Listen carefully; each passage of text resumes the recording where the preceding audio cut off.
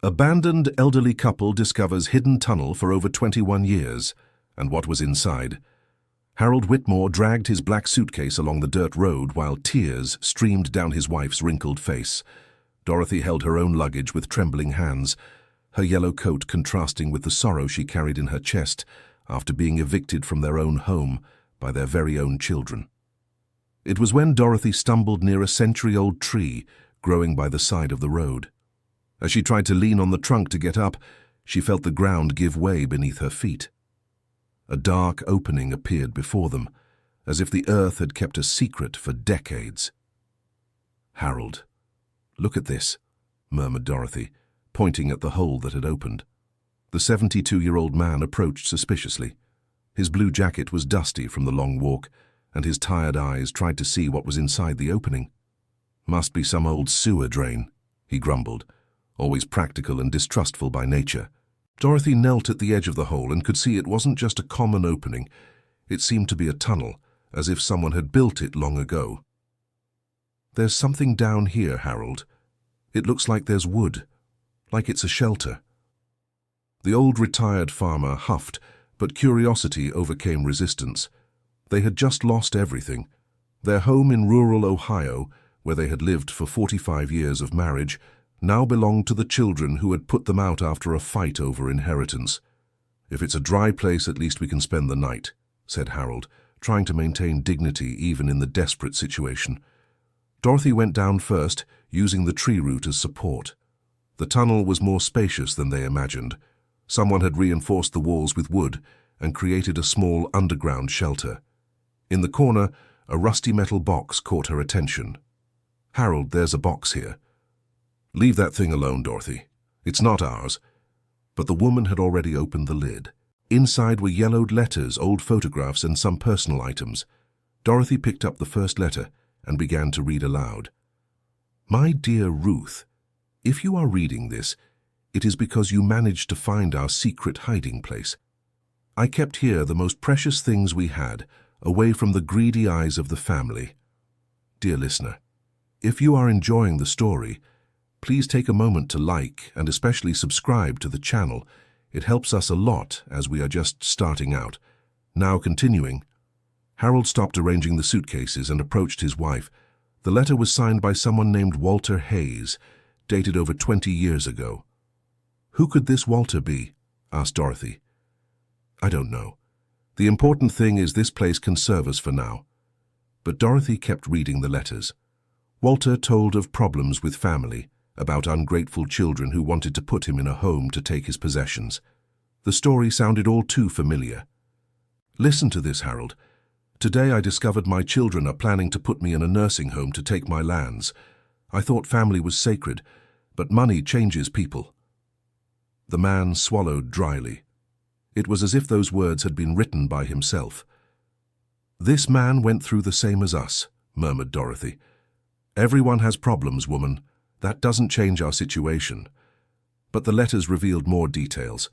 Walter had hidden important documents in that location, including land deeds his family didn't know existed. He planned to use these documents to secure his future away from the greedy children. Dorothy found a photograph of a younger couple. On the back was written, "Walter and Ruth, 1978, the day we bought Maple Grove Farm." "Harold, look at this. They looked like us when we were young." The man picked up the photo and truly saw the resemblance. Walter had the same determined posture, and Ruth smiled the way Dorothy used to smile in the early years of their marriage. "Coincidence," he grumbled, but couldn't hide his emotion. Inside the box there was also a hand-drawn map. It showed the location of other hiding spots in the area, with specific markings about properties and land. Dorothy studied the map carefully. "Harold, this map shows that Maple Grove Farm is right here nearby. And look at these markings. They seem to indicate that Walter had several properties scattered around." "So what? The man died. He must have family who inherited all this. But what if he didn't? What if he really disappeared like the letters say?" Harold didn't want to feed false hopes, but the possibility of having found something valuable stirred his feelings. They had lost everything because of their children's greed. Perhaps fate was offering a second chance. They spent the first night in the tunnel, using some old blankets Walter had left. Dorothy couldn't stop reading the letters, while Harold pretended to sleep but listened to every word. My dear Ruth, I hid the most important documents in the century-old oak tree, east side of the property. If anything happens to me, use these deeds to secure our future. Don't let them separate us like they tried to do with my parents. The next morning, an elderly woman with graying hair appeared on the road. She was carrying a basket of eggs and stopped when she saw the suitcases near the tree. "Good morning. Are you folks all right?" she asked kindly. Dorothy came out of the tunnel, straightening her crumpled yellow coat. "Good morning, ma'am. We're just passing through." The woman introduced herself as Mrs. Beatrice, a resident of a small nearby homestead. Her curious eyes noticed the opening in the ground. "My, I've never seen this entrance here. How long has it been open?" "It opened yesterday when my wife tripped," explained Harold, emerging from the tunnel. Mrs. Beatrice approached with interest. "How strange. I've lived here for 15 years and never knew anything was buried in this spot." Dorothy and Harold exchanged glances. Perhaps it was better not to mention what they had found. "Did you know someone named Walter Hayes who lived around here?" asked Dorothy, unable to resist her curiosity. Mrs. Beatrice's face lit up. Walter Hayes. Of course I knew him. He owned Maple Grove Farm. A very good man, but he had serious problems with his family. "What kind of problems?" insisted Dorothy. "The children wanted to have him forcibly committed to get the land. Walter disappeared over 20 years ago. No one ever heard from him again." Harold felt a chill. The story was being confirmed. "And what happened to his lands?"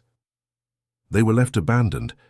The children tried to take possession, but it seems they didn't have sufficient documentation. The courts tied it all up, and the place became overgrown." Mrs. Beatrice looked at the couple with curiosity. "Are you folks looking for a place to stay? I can help." "We don't need help," cut in Harold, too proud to accept charity. Dorothy elbowed her husband. "Actually, we're going through some family difficulties." "I understand perfectly," said Mrs. Beatrice with compassion. "Sometimes children forget everything their parents did for them." The conversation was interrupted by the arrival of a car on the road. Dorothy recognized it immediately. It was the red Ford belonging to their youngest son, Nathan. "It's Nathan," she sighed. Harold stiffened. "I don't want to talk to him. Harold, please." "No, Dorothy. They threw us out as if we were criminals. I won't beg forgiveness for something we didn't do." Nathan got out of the car with a worried expression. At 42, he had always been the most moderate of the three children, but had let himself be influenced by his older sister, Christine. "Mum, Dad, what a relief to find you," he said, approaching quickly. "What do you want, Nathan?" asked Harold coldly. "I came to apologize. The situation got out of hand yesterday." Dorothy got emotional, but Harold remained unmoved. "Got out of hand? You threw us out of our own house." "Dad, let me explain." "There's no explanation, son. 45 years living in that house, raising you three, and in the end we're treated like intruders." Mrs. Beatrice discreetly stepped away, but continued observing the situation. Nathan noticed the opening in the ground and the suitcases nearby. "You slept out here? My God, Dad, why didn't you go to a hotel?" "With what money?" Harold said sarcastically. "You blocked our account, remember? Christine was the one who did that." "I didn't agree." Dorothy approached her son. "Nathan, what really happened yesterday? Why did your sister get so upset?" The young man sighed, running his hand through his hair. "Mom, Christine found out you were thinking of selling the house to travel. She thought it was a waste that you should leave the property as an inheritance. And since when do we need her permission to do what we want with our own assets?" Harold retorted. "You don't, Dad.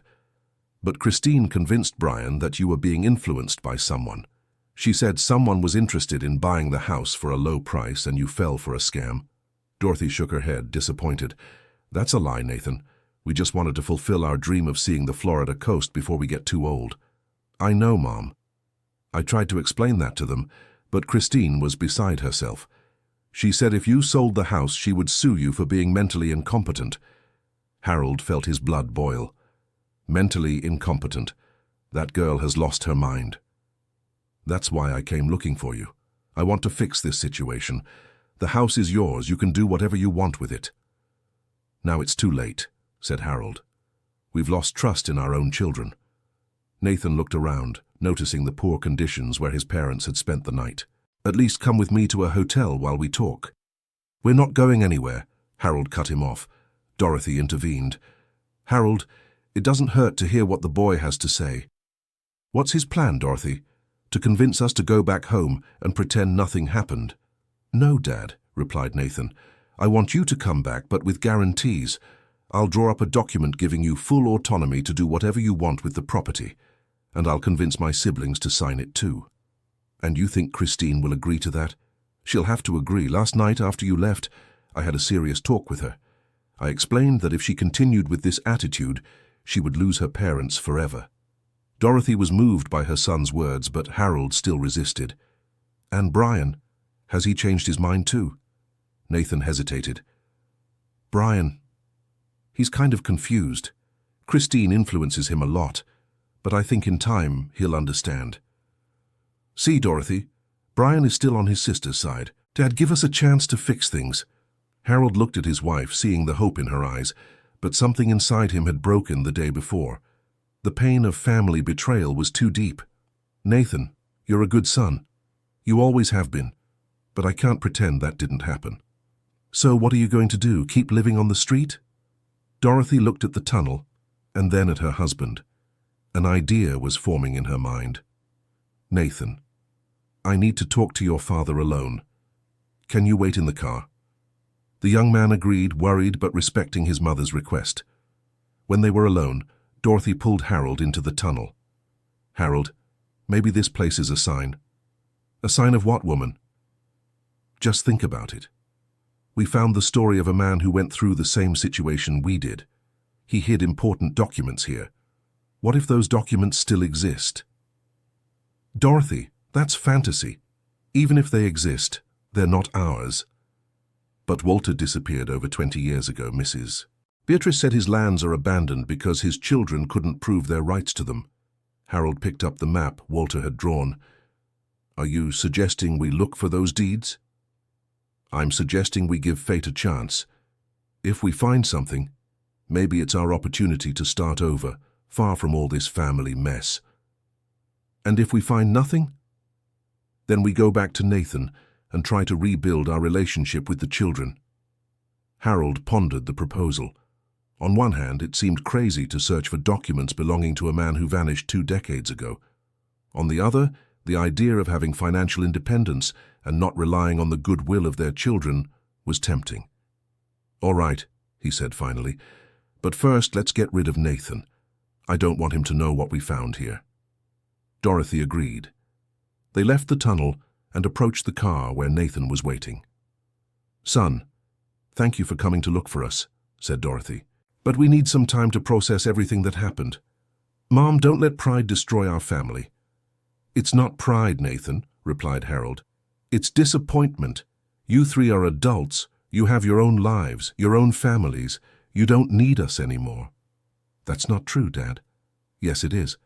And maybe it's for the best. Dorothy and I are going to find our own way." Nathan felt frustrated, but realized insisting at that moment would be counterproductive. "At least tell me where you'll be staying. I want to know you're okay." Dorothy looked at Harold, who nodded discreetly. "We'll stay at Mrs. Helen's Inn, downtown. It's a simple place, but clean." Nathan knew the mentioned inn. "All right, I'll give you some time, but in a few days I'll come back to talk." After Nathan left, Mrs. Beatrice approached again.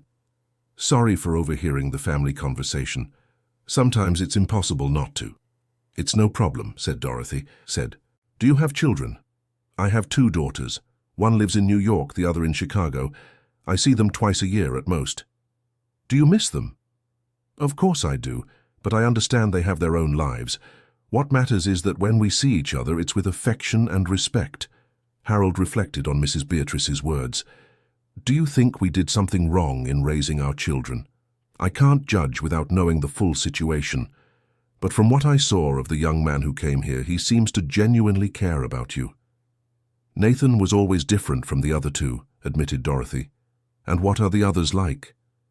Christine is very ambitious. Since she was little, she always wanted more than others. Brian is easily influenced. He's always been that way. Mrs. Beatrice nodded understandingly. Each child has their own personality. Sometimes it's hard to accept, but we can't change who they are.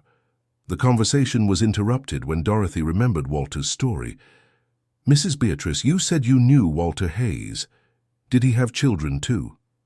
He had 2 sons, but they never got along with their father. They always thought Walter was too rigid, too controlling. And was he?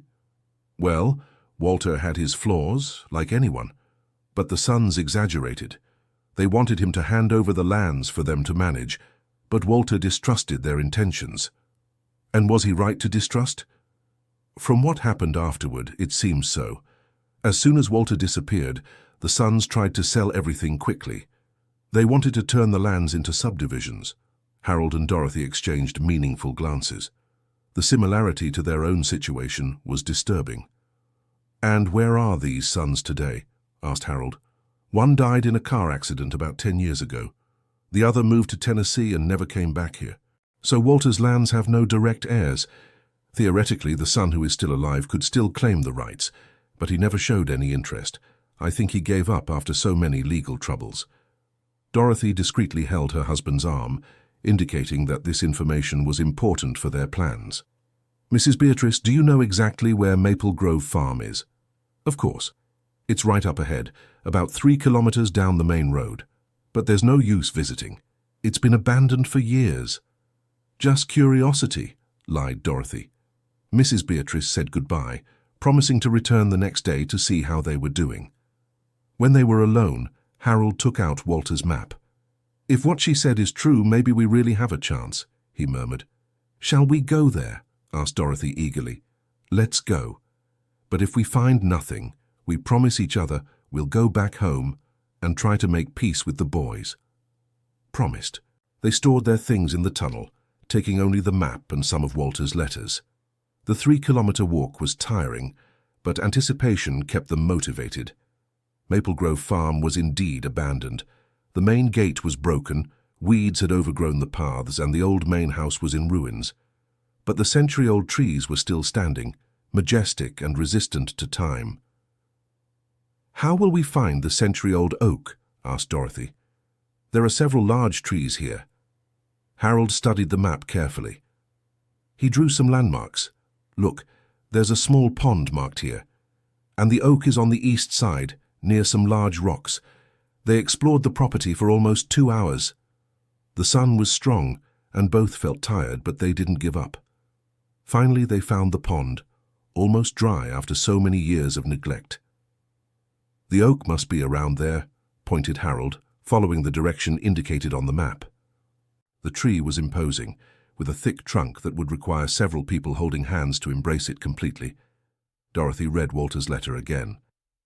He wrote that he hid the documents in the century-old oak, east side. Could it be inside the trunk?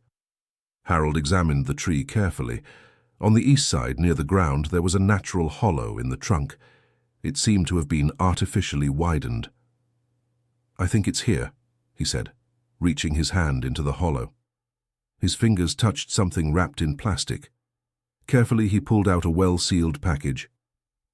"There's something here, Dorothy." Their hands trembled as they unwrapped the package. Inside were several documents, deeds, purchase and sale contracts, and even some old birth certificates. "My God, Harold," sighed Dorothy. "These are the farm deeds." Harold examined the documents carefully. His experience as a small farmer had taught him to understand this kind of paperwork. "Dorothy, these deeds aren't just for Maple Grove Farm. There are more properties here." "What do you mean?" "Look at these addresses. Walter owned at least 5 different properties in the region." Dorothy sat on a rock, trying to process the discovery. "And now, what do we do with this?" "First, we need to find out if these documents still have legal value. Then, understand if there really are no heirs with rights to these lands. Do you think we can keep them?" Harold was cautious by nature. "I don't know, Dorothy. This is very complicated. Maybe we should turn the documents over to the authorities." "Harold, Think about it. Walter was like us. He had problems with his children, was rejected by his family. He hid these documents to secure his and Ruth's future, but he disappeared. He could be alive somewhere. It's been over 20 years, Harold. If he were alive, he would have come back for the documents. Dorothy had a valid point, but Harold still hesitated. What if his children show up claiming rights? Mrs. Beatrice said one has already passed away, and the other gave up on everything. Besides, if they really tried to have their father committed by force, they lost any moral right to the inheritance. The couple remained silent for a few minutes, each lost in their own thoughts. The discovery was extraordinary, but also frightening. They had found a possible solution to their problems, but it carried risks and uncertainties. "Dorothy, let's do this," said Harold finally. "We'll look for a lawyer in town. We'll explain the situation and find out what our rights are. And if the lawyer says the documents aren't ours, then we hand everything over to the authorities and go back home." "All right," agreed Dorothy. They returned to the tunnel where they had spent the previous night. Harold hid the documents along with Walter's letters, while Dorothy organized their few clothes. "You know something, Harold," she said, looking at the tunnel that had sheltered them. "Even if this land business doesn't work out, I'm glad we found this place." "Why?" "Because it reminded me of when we were young and weren't afraid to dream. Remember when we bought our first house? We weren't sure of anything then either, but we went ahead." Harold smiled, remembering that time. "We were very brave back then." "And why did we stop being brave?" Dorothy's question made him reflect. Truly, over the years they had become more cautious, more settled into routine. "I think the responsibility for the children made us more conservative," he replied. "But the children are grown, Harold. We don't have to live just for them anymore." "That's true." Dorothy took her husband's hand. "No matter what happens with these documents, what matters is that we've started dreaming together again." Harold squeezed his wife's hand, feeling a connection they hadn't experienced in a long time. "You're right, Dorothy. Let's move forward with this adventure." The next morning they headed to the nearest town in search of a lawyer. Harold had stored the documents in an old folder they found in the tunnel, along with Walter's letters as proof of the paper's origin. Attorney Richard Foster's office was small and simple, but the lawyer had a reputation for honesty in the region. When Harold and Dorothy explained the situation, he listened with growing attention. "You really found these documents in a hiding place?" asked Attorney Foster. "Yes, sir. The man who hid them left letters explaining everything," replied Dorothy. The lawyer carefully examined both the documents and Walter's letters. "These deeds appear to be legitimate. I'll need to do some checks at the county clerk's offices in the region to confirm." "And if they are legitimate, what does that mean for us?" asked Harold. "Well, the situation is complex. Walter Hayes did indeed disappear over 20 years ago. There's a missing person proceeding in his name, but it was never completed because the children dropped the action. Is that good or bad for us? It could be good. If we can prove that Walter has indeed been absent for over 20 years, and if there are no heirs interested in claiming the property, you could petition for possession of the lands through right of discovery." Dorothy perked up at the possibility. "How does that work, sir?" "It's a complex legal process. You would have to prove that you found the documents, that you tried to locate the owners or heirs, and that the lands have been abandoned for a long time." "And how long does a process like that take?" "It can take 1 to 2 years, depending on the complications that arise." Harold was worried about the deadline. "Attorney, we don't have the resources to maintain a lawsuit for so long." Attorney Richard Foster studied the case more carefully. "Let me make a proposal. I'll check the legal status of these properties without charging anything for now. If we discover there really is a chance you have a claim to the lands, you can pay me with a portion of the property once everything is settled." "You would do that?" asked Dorothy, surprised. "Look, you seem like honest people, and your story moved me. I have elderly parents too. I know how difficult it is to deal with family conflicts." Harold reflected on the proposal. It was risky, but it was also a unique opportunity. "Attorney, what if during this process our children find out what we're doing?" "That's a legitimate concern. Would you like to keep the matter confidential?" "For now, yes," replied Dorothy. We want to be sure before telling them anything. Perfect, I'll start the checks discreetly. Do you have a place to stay during this period? Harold hesitated.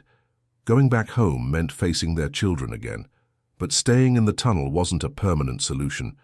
Attorney, do you know any inexpensive place where we could stay temporarily? Actually, I do. I have a small house behind my office that I use for storage. It's not luxurious, but it has the basics: a bedroom, bathroom, and a small kitchen. You can stay there while we sort this out. Dorothy looked at her husband with gratitude. It was as if the universe was conspiring in their favor. Attorney, we don't know how to thank you, she said, emotional. No need to thank me yet. Let's first see if this whole story will work out. They moved into the small house behind the office that same day.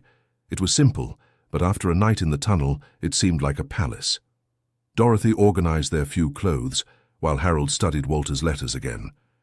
Dorothy, there's something in these letters that caught my attention, he said. What? Walter mentions someone named Ruth several times, who was his wife. But he also talks about a niece named Margaret. So? Do you think this Margaret might still be alive? She could be a legitimate heir. Dorothy worried about the possibility. Do you think we should try to find her? I think so. If we're going to be honest in this situation, we have to do our best to locate all possible heirs. But what if she claims the lands? Then it's because she has more right to them than we do, Dorothy. We can't build our new life on something that doesn't belong to us. Dorothy admired her husband's integrity, even knowing it could mean the end of their dreams. How are we going to find this Margaret? I'll talk to Attorney Foster. He must have contacts who can help us. Dear listener, if you're enjoying the story, please take a moment to like and especially subscribe to the channel. It helps us a lot as we're just starting out.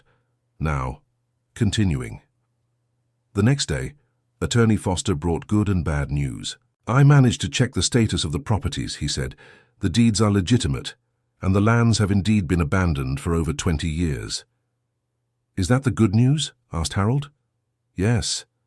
The bad news is that there are some outstanding debts, back taxes, municipal fees, that sort of thing. Nothing impossible to resolve, but it will require an initial investment. How much would that investment be? About 15,000 riés to settle everything and regularize the paperwork. Harold was disheartened. They didn't have that amount. Attorney, we don't have that money. Take it easy. Let's think of alternatives. One of the properties is smaller and has fewer debts. We could focus on it first. And what about that niece, Margaret? Did you find out anything? Attorney Foster consulted his notes. Margaret Hayes Thompson. I found records of her up to 15 years ago when she lived in Springfield. After that, I lost track. Could she still be alive? Asked Dorothy. It's possible. I'll keep investigating.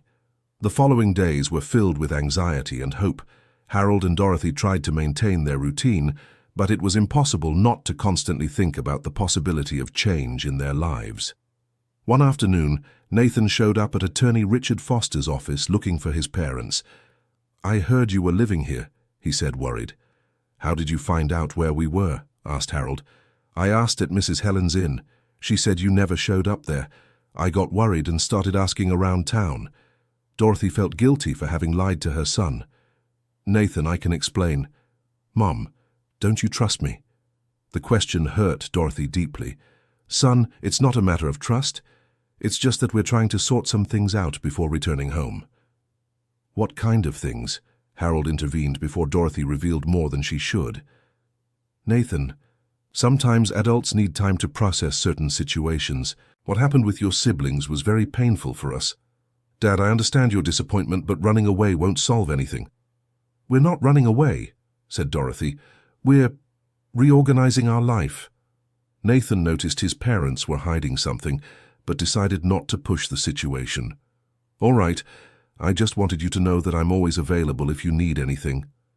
Thank you, son, said Dorothy, hugging him. And about your siblings? Asked Harold. Christine is still unyielding. She thinks you'll come back apologizing. Brian is confused, but I think deep down he knows they were wrong. And you? What do you think we should do? Nathan thought carefully before answering. I think you should come back home. It's your place. but I understand you need assurances that this won't happen again. What kind of assurances? I can talk to a lawyer and draw up a document guaranteeing you have full autonomy over the house and assets. Neither I nor my siblings could interfere in your decisions.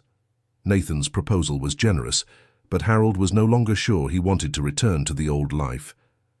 Nathan, thank you for your concern, but we need a little more time to decide what to do.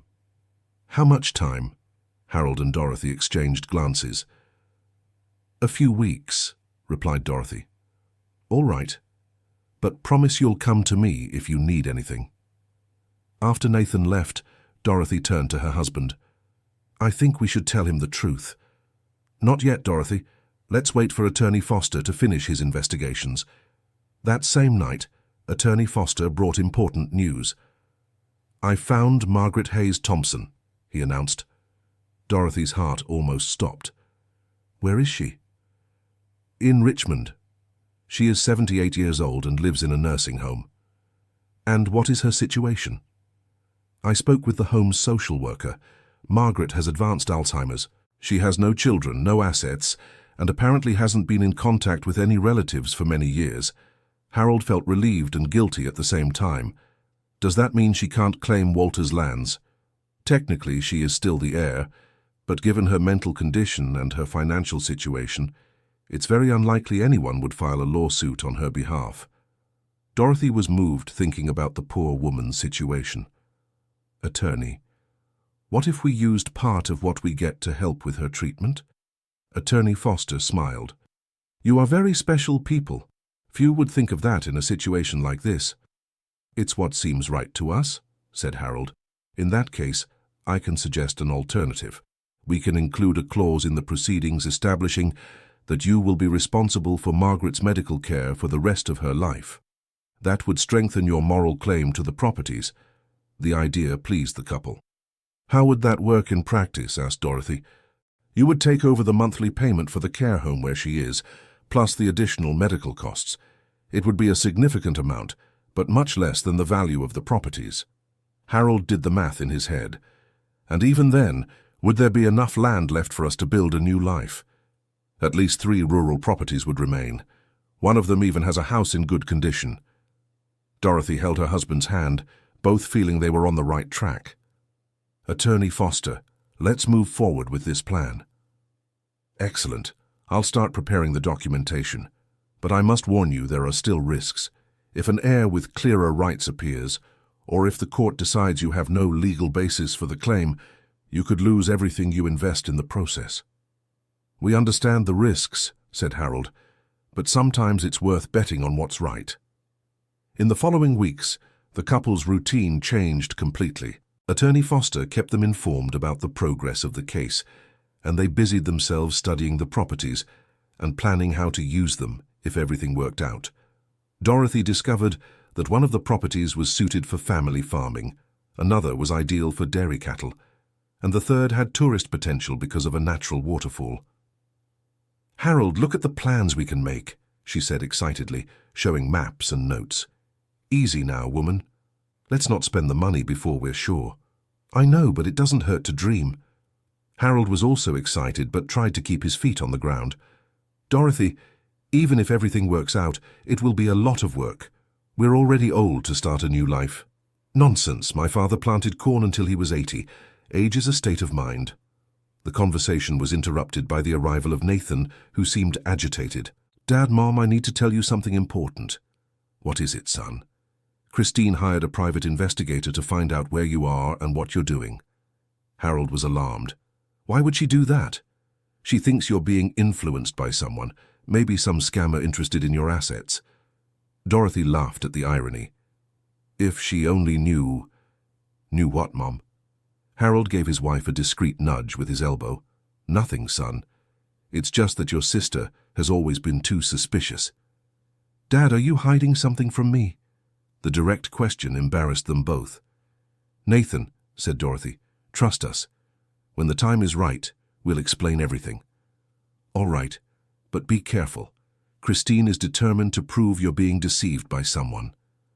After Nathan left, Harold and Dorothy spoke with Attorney Foster about the situation.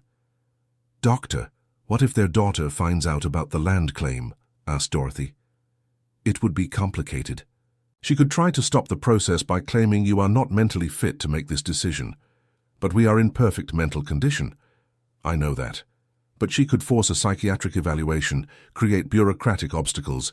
It would cause a significant delay. Harold was worried about this possibility. What can we do to prevent it?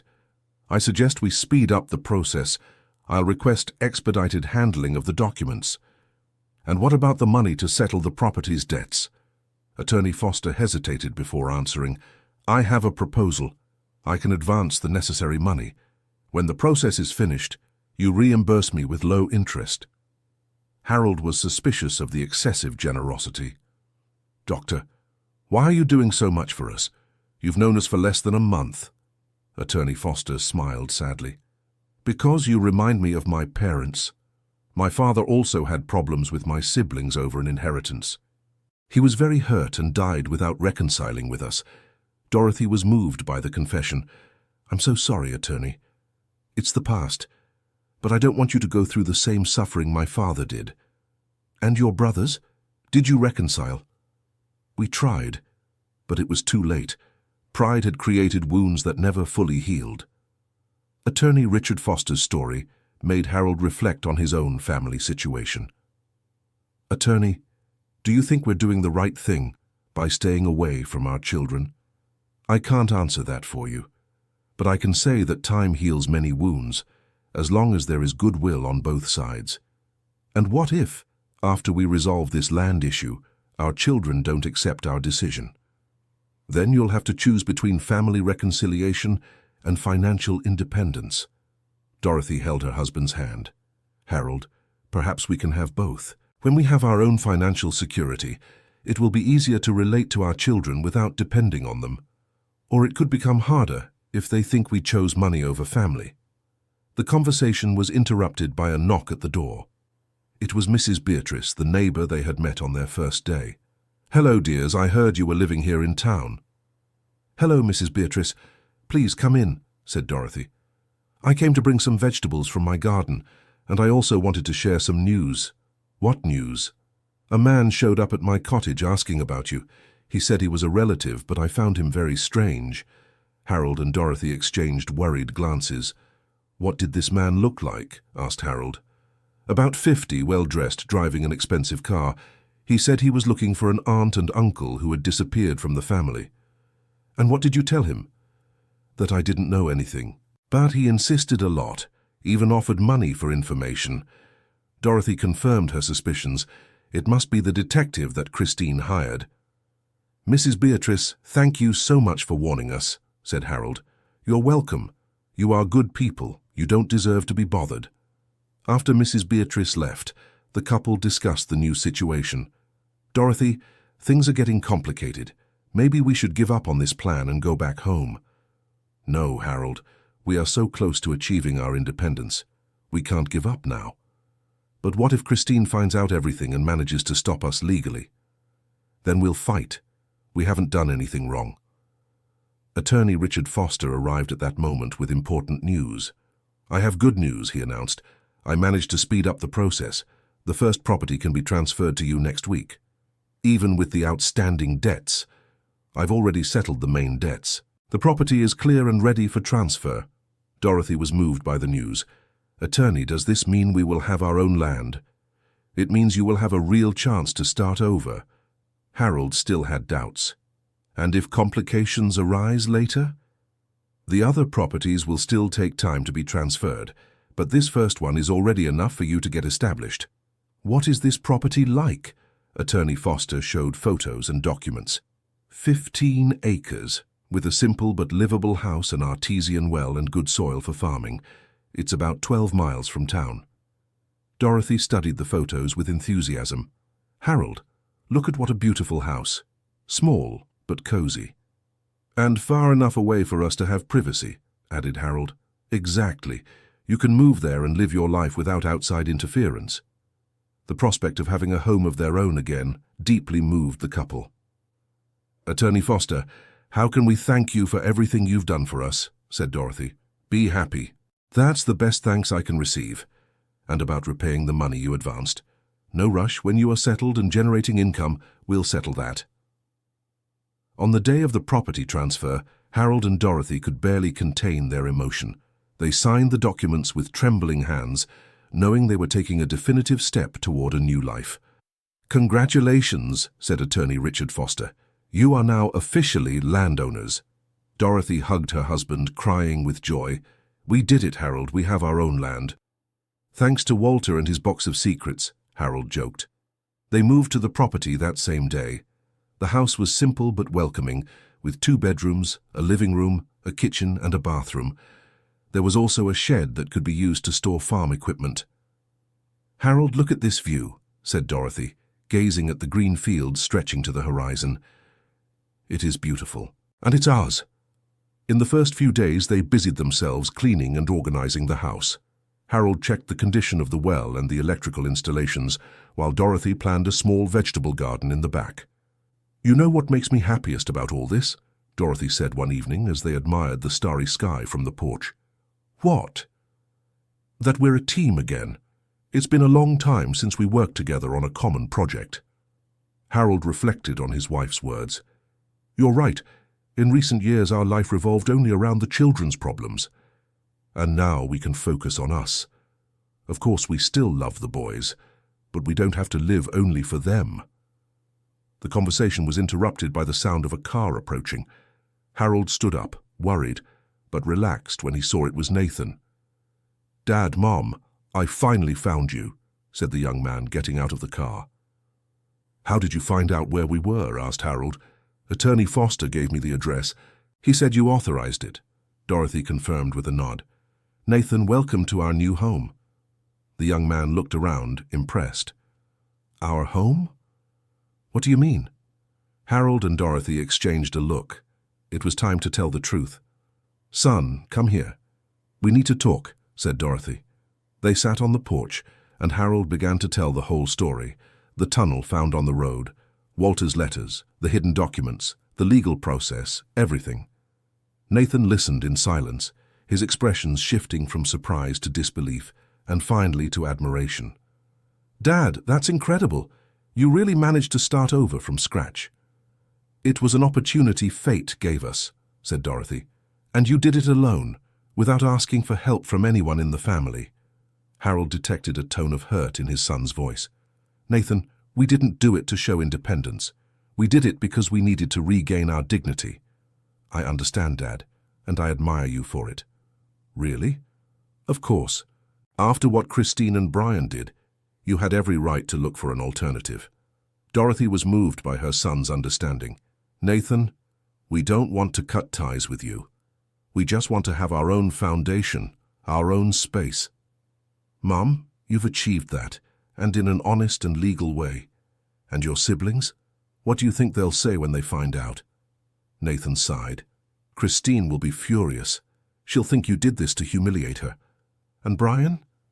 Brian, I think deep down he'll be relieved. He feels guilty about what happened." Harold stood up and walked to the edge of the porch.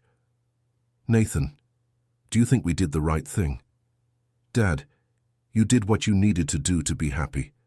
No one can criticize that." "But what about the family? We don't want our choice to cause more division."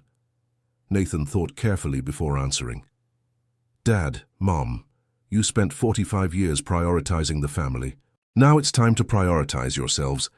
Dorothy hugged her son, grateful for his understanding. "Nathan, you will always be welcome here. This is your home too." "Thank you, Mom. And what do you plan to do with this land?" Harold showed the plans they had sketched out. "We're thinking of planting some basic crops, maybe raising some chickens for eggs, nothing too ambitious." "And income? How will you support yourselves?" "Attorney Richard Foster is helping us with the paperwork for the other properties. If all goes well, we'll have enough income to live with dignity." Nathan was impressed with his parents' planning. "You've really thought of everything." "We've had plenty of time to plan," Dorothy joked. The conversation stretched into the night. Nathan wanted to know every detail of his parents' adventure, and they happily recounted each moment of the discovery. "And the detective that Christine hired?" asked Nathan. "He hasn't shown up here yet, but we know he's looking," replied Harold. You don't have any problem being investigated. You haven't done anything illegal. No, but it could be uncomfortable. Nathan reflected on the situation. Let me talk to Christine. I'll explain the situation and ask her to call off the investigation. You would do that for us? Of course, Dad. You're my parents, and what you did was admirable. The next morning, Nathan said goodbye to his parents, promising to return the following weekend. Do you want me to tell my siblings about your situation? Harold and Dorothy exchanged glances. I think it's better to wait a little longer, said Dorothy. Let's get more settled here first. All right, but don't wait too long. Secrets have an expiration date. After Nathan left, the couple resumed the routine of organizing their new life.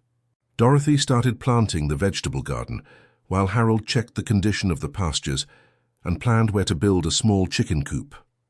Harold, I can't believe we're really here, said Dorothy, admiring the first lettuce sprouts she had planted. Sometimes I think it's a dream too. But it's real. We have our own land, our own home. And our own peace of mind, added Harold. Dear listener, if you're enjoying the story, please take a moment to like and especially subscribe to the channel. It helps us a lot as we're just starting out. Now continuing. A week later, attorney Richard Foster appeared with more news.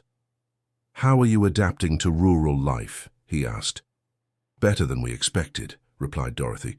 It feels like we've gone back 40 years in time. I'm glad to hear it. And I have more good news. The second property is almost cleared too. Harold was interested. What's this second property like? Smaller in area, but it has a prime location. It's right by the main road. It would be ideal for a small business. What kind of business? You could set up a farm produce stand, a snack bar, or even a simple country inn. Dorothy got excited about the possibilities. Harold, remember when we dreamed of having a small restaurant? I remember. You've always been a good cook, and you've always understood customer service. Attorney Foster smiled, seeing the couple's enthusiasm. You have enough age and experience to run any business you want. Attorney Foster, when would this second property be ready? A matter of 2 weeks, but there's a detail I need to mention. Harold became alarmed. What kind of detail? Walter's son, who lives in Tennessee, has been located. He expressed interest in learning about his father's land situation. Dorothy's heart raced. Does that mean he could claim the inheritance? It's possible. But from what I've been able to find out, he's more interested in understanding what happened to his father than in reclaiming the properties. Does he know about us? He knows that you found the documents and started a process to regularize the situation. He wants to talk to you. Harold was worried about the meeting. What if he wants to take the lands back? Legally, he has rights. But considering he abandoned any claim over 15 years ago, and that you've invested time and money into regularization, there's room for negotiation. What kind of negotiation? You could propose keeping one property in exchange for giving up the others, or establish a partnership where you manage the lands and split the profits. Dorothy didn't much like the idea of sharing what she considered theirs by right of discovery. Attorney Richard, aren't we legally obligated to negotiate with him? You're not, but it would be a show of good faith that could avoid a long and costly legal dispute. Harold pondered the alternatives. When does he want to meet us? He's coming here next week. We can schedule a meeting at my office. What's he like? Does he seem like a reasonable person? On the phone, he was polite and understanding. He said he doesn't want to harm anyone, just understand the whole situation. Dorothy still had misgivings. What if he's like Walter's sons who tried to have their own father committed? It's a possibility. That's why I suggest you prepare for different scenarios. That night, Harold and Dorothy talked at length about the meeting. Dorothy, what if we have to give everything back? We're not giving everything back, Harold. At least one property we'll manage to keep. And if we don't, then we go back to where we were. But at least we tried. You don't regret anything. Dorothy looked around the small house that had become her home. How could I regret it? These have been the happiest days I've had in years, even with all the uncertainty. Especially because of the uncertainty. We have dreams again, Harold. We're working together again for a common goal. Harold hugged his wife, silently agreeing with her. Whatever the outcome, we won't regret having tried. On the day set for the meeting, Harold and Dorothy went to Attorney Richard's office with anxiety and expectation. They arrived a little early and waited in the reception room. "I think that's him," murmured Dorothy when a man of about 60 entered the office. Robert Hayes was different from what they expected. He had a simple appearance, modest clothes, and a tired expression that suggested a life of hard work. "Are you Harold?" he asked, extending his hand. "Yes, I am. And this is my wife, Dorothy. Pleased to meet you. I'm Robert, Walter's son." Attorney Richard led them to his private office. "Robert, as we discussed on the phone, Harold and Dorothy found the documents your father hid over 20 years ago." "Yes. Attorney Richard explained the situation to me. I'd like to better understand how it all happened." Harold recounted in detail the discovery of the tunnel, the letters, the documents, the whole process. Robert listened in silence, sometimes shaking his head with expressions of sadness. "My father really wrote those things about me and my brother?" he asked at the end. Dorothy showed some of the more relevant letters. "He felt very hurt by you." Robert read the letters with tears in his eyes. "My God, did we really hurt the old man that much?" "From what he wrote, you wanted to have him committed by force," said Harold. "It was true," admitted Robert, "but not out of malice. Dad was getting more and more suspicious, more isolated. We thought he needed medical care." "And the lands, did you want to sell them?" Robert sighed deeply. "Yes, we did. Not to benefit ourselves, but because we thought Dad was no longer able to manage everything alone." "But he didn't agree with that." "No. He said we would squander the estate he spent a whole lifetime building." Dorothy began to better understand Walter's perspective. "And maybe he was right. Did you really intend to sell the lands?" "We intended to sell some and use the money to ensure proper medical treatment for him, but Dad interpreted that as greed on our part." Harold realized there were two versions of the same story. "And when did he disappear?" "It was a terrible shock. We searched for months, filed a report, hired private investigators. We never imagined he had planned the disappearance." Attorney Richard Foster intervened in the conversation. "Robert, what is your current position regarding the properties?" "Doctor, I'll be frank. When Dad disappeared, we tried to keep the lands for a few years, but without his experience, we started to lose money. Eventually, we gave up and left everything abandoned. And now, do you intend to claim the inheritance?" Robert looked at Harold and Dorothy before answering. "Listen, you found the documents, invested time and money to sort out the situation. You have more right to these lands than I do." Dorothy was surprised by the man's generosity. "Really?" "Of course. Besides, I'm 62. I have my own life in Tennessee. I wouldn't have the time or energy to manage properties here." Harold was still suspicious of how easy the situation seemed. "Robert, what do you really want from us?" Robert hesitated before answering. "I want to know what happened to my father. I want to understand if he really died or if he's still alive somewhere." The question touched the couple deeply. "From the letters, it seems he planned to leave forever," said Dorothy. "But we don't know if he managed to carry out the plan or if something happened along the way," added Harold.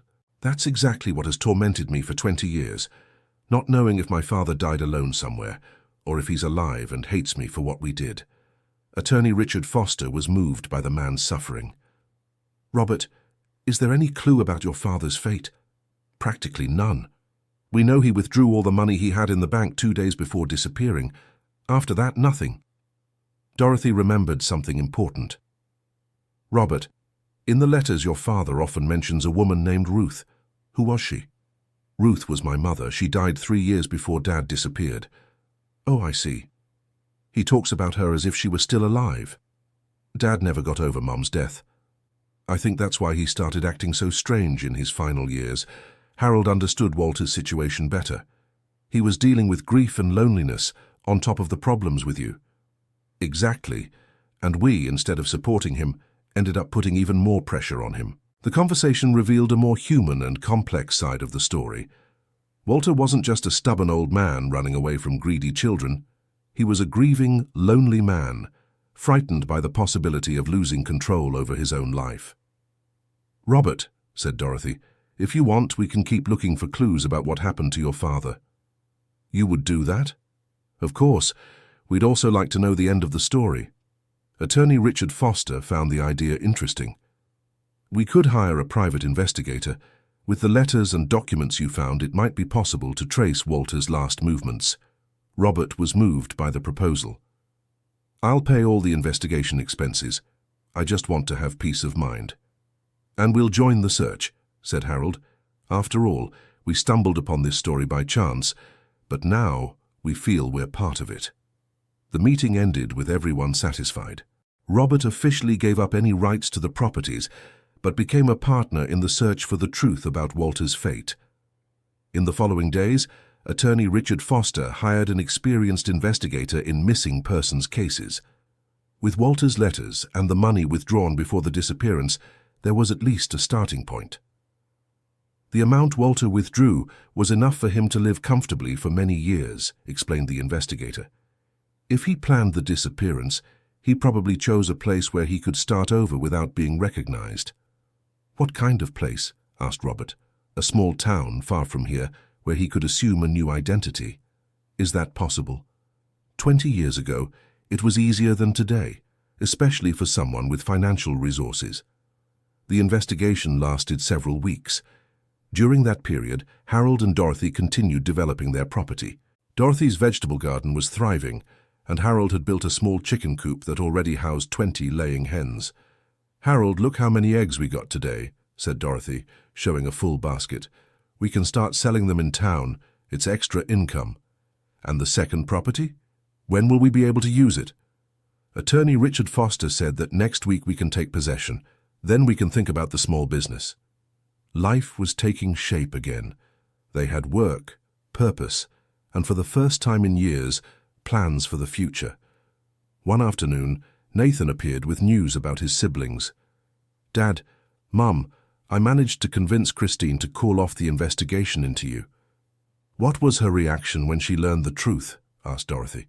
"First she was furious. She said you did this to humiliate her. Then she got worried, thinking you had been tricked by someone. And when you explained it was all legal and documented, then she was confused. I don't think she ever imagined you'd have the courage to start over on your own." Harold laughed at the situation. "Neither did we." "And Brian?" asked Dorothy. "Brian was impressed. He said he admires your courage. He wants to apologize in person." Dorothy was moved by the news. "He can come here whenever he wants." "And Christine?" Nathan hesitated. "Christine is still processing everything, but I think in time she'll understand." That night, Brian showed up at the property. At 38, he had always been the middle child, trying to please everyone and often being influenced by others. "Dad, Mum, can I talk to you?" he asked, visibly nervous. "Of course, son. Come here," said Dorothy, hugging him. Brian looked around the property with admiration. "You really managed to rebuild everything." "We didn't rebuild, Brian. We built a new life," said Harold. "Dad, I want to apologize for what happened. I let myself be influenced by Christine and made a terrible mistake." "Brian, what's important is that you recognize that," replied Dorothy. "But recognizing it isn't enough. I want to do something to make up for it." Harold stepped closer to his son. "Brian, you don't need to make up for anything. We forgave you a long time ago. But I need to do something. Let me help you in some way." Dorothy and Harold exchanged a look. "Actually, there is a way you could help us," said Dorothy. "How?" "We need someone who understands the internet to help us sell our products online." Brian brightened at the possibility. "I can do that. I work in digital marketing at my company." "Really? You'd help us create a website to sell our eggs and vegetables?" "Of course, I can create a website, social media profiles, everything you need." Harold was surprised by his son's enthusiasm. "Brian, we don't understand any of these modern things." "No problem, I'll teach you. It'll be fun to work together." The reconciliation with Brian was natural and moving. He spent the weekend at the property, helping with the work and learning about his parents' plans. "Dad, have you thought about expanding production?" he asked while fixing a fence. "We have, but we're afraid of overcommitting beyond our capacity." "What if I help? I can come on weekends to lend a hand." Dorothy was moved by the proposal. "Brian, you have your own family to take care of. Mom, you are my family too, and I think it could be good for my children to learn the value of farm work." The idea of having her grandchildren visiting the property regularly filled Dorothy with joy. "Would your children like to come here? They would love it. They always complain they don't do different activities." Harold began to picture the property full of life, with grandchildren running through the fields and learning about farming. "Brian, that would be wonderful." During the following week, the investigator brought the first clues about Walter. "I managed to trace some of the money he withdrew," he informed. "There are records of him buying a bus ticket to upstate New York." Robert was encouraged by the discovery. "So he really left alive?" "Yes, and there's more. In old records from a small town in upstate New York, I found a person with similar characteristics to his who checked into a local boarding house." "When was that?" "About 3 months after his disappearance." Harold was interested in the details. "And after that boarding house?" "That's where the trail gets harder to follow. But I'm investigating hospitals and cemeteries in the region." The possibility of discovering Walter's fate kept everyone anxious. For Robert, it meant the chance to finally have peace of mind. For Harold and Dorothy, it was a way to honor the memory of the man who, inadvertently, had given them a second chance at life. 2 weeks later, the investigator brought the answer everyone was waiting for. "I found Walter," he announced solemnly. Silence fell over Attorney Richard Foster's office. "Is he alive?" asked Robert, barely able to speak. "No. Walter passed away 18 years ago in a hospital in upstate New York." Robert broke down in tears. "How did it happen?" "Natural causes, heart problems. He was registered at the hospital under the name Walter Thompson, but the characteristics and age matched perfectly." "And was he alone?" The investigator consulted his notes. "No, there was a woman who presented herself as his wife, a lady named Evelyn, who cared for him in his final years." Robert was surprised by the revelation. "He got married again?" "They weren't officially married, but by all accounts they lived together as husband and wife for about 2 years." Dorothy was moved by the story. "So he didn't die alone. He had company in his final years." "Exactly, and there's one more thing. Walter left a letter to be delivered if anyone from the family came looking for him." Robert could hardly believe it. A letter, after all these years. The investigator handed over a yellowed envelope. "Evelyn kept the letter all these years. When I explained who you were, she was very moved and asked me to deliver it personally." Robert opened the letter with trembling hands and read aloud, "My son, if you are reading this, it is because you finally looked for me. I want you to know that I never stopped loving you and your brother, even when I felt you had given up on me. I found peace here with Evelyn, a wonderful woman who gave me affection in my final years. Do not hold on to anger or sadness. I keep only the good memories of when you were children. The lands I left are a gift for whoever knows how to use them with love and dedication. If you found this letter through them, then you made the right choice. Be happy." "Dad." There wasn't a dry eye in the room when Robert finished reading. "He forgave us," murmured Robert. "Even after everything, he forgave us." Dorothy held the man's hand. "And you need to forgive yourself too, Robert." "How can I?" "I let my father die away from home, alone."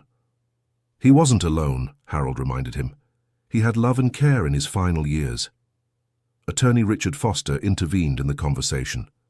"Robert, your father made it clear in the letter that he holds no grudge. You should honor that memory by making peace with yourself." The investigator still had more information. "Evelyn is still alive. She's 85 years old and lives in a nursing home in the same town. She would very much like to meet Walter's family." Robert was moved by the possibility.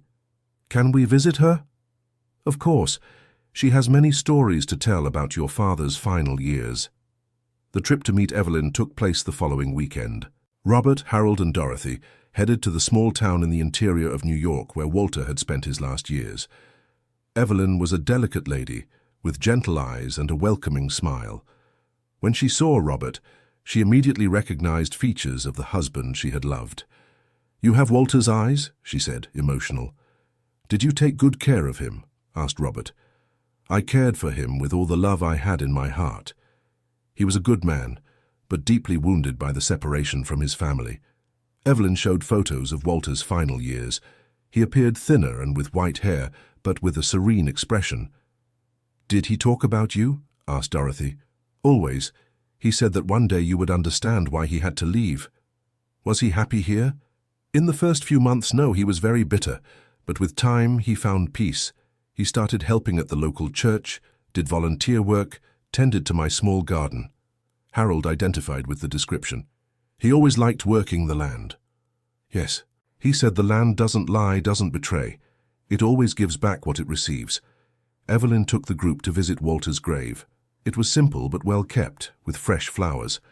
"I come here every week," she explained, "even after all these years." Robert knelt before the grave and was finally able to properly say goodbye to his father. "Dad, I'm sorry for everything. I promise I will cherish your memory and honor your teachings."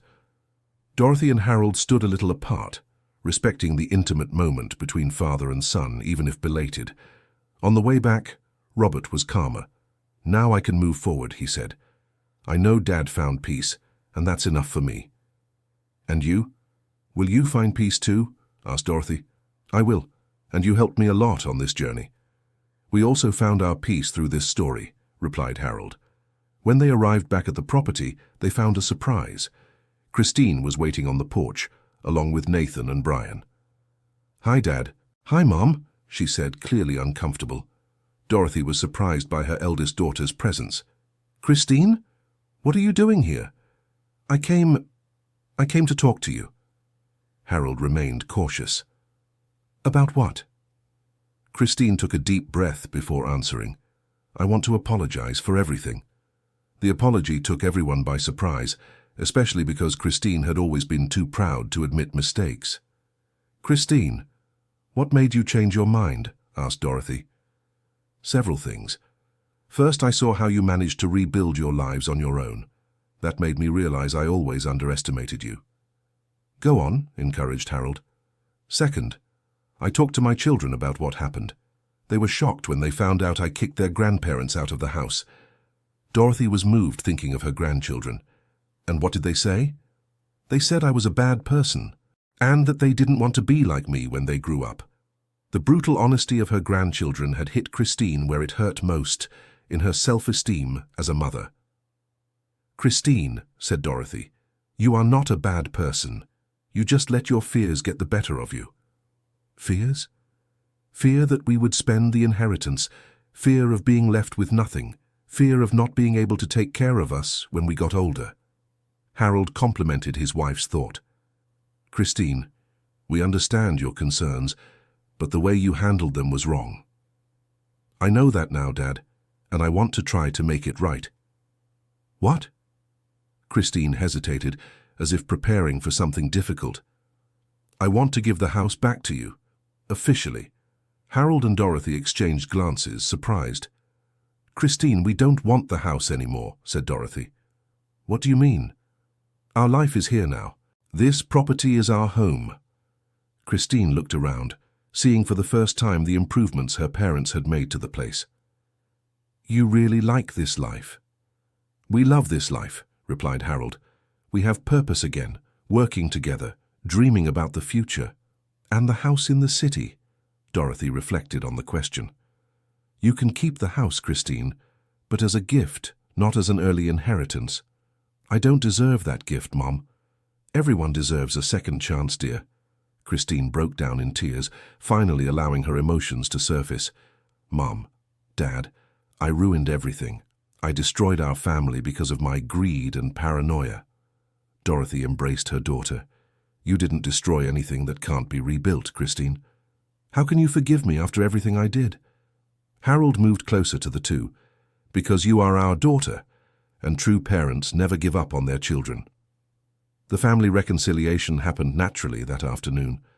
The 5 children gathered at their parents' small property, talking openly about the mistakes made and the paths forward. "Dad, Mom," said Nathan, "we want to propose something." "What?" "How about we turn this property into a family gathering place? You keep living here, running your projects, but on weekends we can all meet here."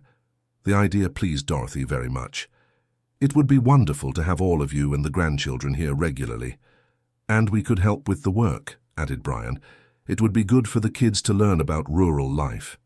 And I can contribute financially, said Christine, if you need investment to expand production. Harold was touched by the offers of help. Kids, you don't have to do any of this out of obligation. It's not obligation, Dad, said Nathan. It's love, and a desire to rebuild our family on a more solid foundation. Dorothy looked at her husband, seeing in his eyes the same emotion she felt. Harold, I think we got more than we dreamed of when we found that tunnel. We got our dignity back, our independence, and on top of that, we kept our family together. The conversation went on into the night. The children learned all the details of their parents' adventure, from the discovery of the tunnel to the meeting with Evelyn and the conclusion of Walter's story. It's incredible how such a difficult situation ended up generating so many good things, commented Brian. Sometimes the greatest blessings come disguised as problems, philosophized Dorothy. In the following weeks, Harold and Dorothy's property became the center of family life. The grandchildren came to spend weekends, learning about farming and discovering the pleasure of manual work. The second property was turned into a small farm store, managed jointly by the whole family. Brian handled digital marketing, Nathan helped with logistics, and even Christine contributed with her administrative experience. "Mum, look," said Dorothy one morning, showing the computer where Brian had taught her to access the internet. "We have orders for organic eggs from 3 different cities." "Really? Will we be able to meet so much demand?" "With the family's help, yes. Nathan brought 20 more chickens yesterday." The prosperity of the small family business brought a satisfaction different from anything they had experienced before. It wasn't just the financial success, but the feeling of building something together. Attorney Richard Foster continued to follow the family's development, now more as a friend than as a lawyer. "You've achieved something very rare," he said during a visit. "You've turned a family crisis into an opportunity for growth and unity." "Attorney Foster, we owe you so much," said Harold. "If it weren't for your help, none of this would have been possible. You owe it to your own courage. I merely showed you the legal path. And about the debts you paid for us, can we start repaying them now? No rush. You're investing everything in expanding the business. When you're more settled, we'll talk about it." Dorothy was always moved by the attorney's generosity. "Doctor, how can we repay such kindness? Be happy and keep the family united. That's the best repayment I could receive."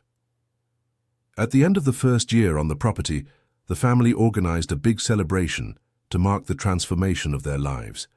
They invited Evelyn, who came specially from the countryside of New York, Robert, who had become a close friend, Mrs. Beatrice, and even Attorney Foster with his family.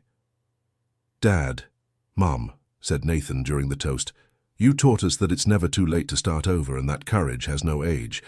And you taught us that a true family is built with love, not with money," added Brian. Christine, visibly emotional, was the last to speak. "You taught me forgiveness, and you gave me the chance to become a better person." Dorothy hugged all her children. "You've given us the greatest joy parents can have, to see their children grow in wisdom and generosity." Harold looked around, seeing the property full of life, love and laughter. "You know, Dorothy, when we found that tunnel, we thought we had discovered valuable documents. And we did, Harold. We discovered that we still had so much to live for, so much to build, and so much love to share." The party went on into the late hours with stories, music, and plans for the future. The children ran through the fields, the adults chatted animatedly, and the elders watched it all with hearts full of gratitude. That night, when they were finally alone, Harold and Dorothy sat on the porch as they had on their first day at the property. "Dorothy, do you regret anything?" "Nothing, Harold. Not even the mistakes we made because they brought us here. And if we could go back in time, would you do anything differently?" Dorothy thought about the question. "Perhaps I would have talked more with the boys when they were little about values, about family, about what really matters in life. But they learned those lessons now, when they needed them most."